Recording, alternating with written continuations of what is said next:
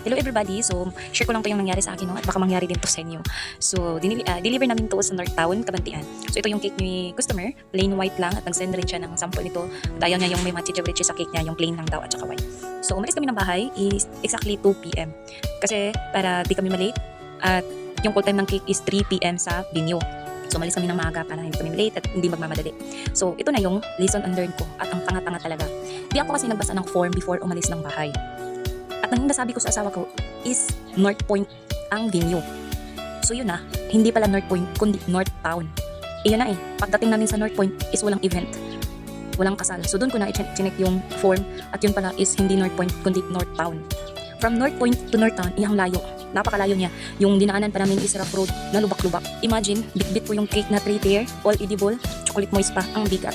Yung buong katawan ko nanginginig na, yung braso, yung kamay, na di ko alam na kinakabahan at yung asawa ko is galit na talaga. Dahil nga, yun na nga yun nangyari. Di talaga ako nagbasa ng form bago umalis. So ayun na, pagdating namin sa North Town is bandang mga 3:45 na yun.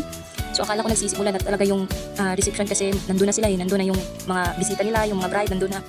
So yun pala is ang ceremony pala yung nagsisimula.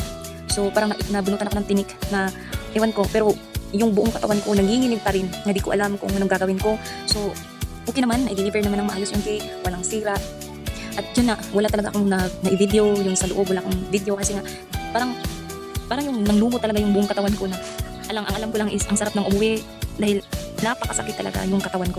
Kaya yun na, lesson and learn na lang talaga noon na, magbasa at ugaliin talagang magbasa, wag po tayong padalos-dalos na umalis na agad. Yun yung pagkakamali ko na, di nagbasa ng form, dahil, akala ko talaga is North Point, yun pala North Town. So yun lang, babush.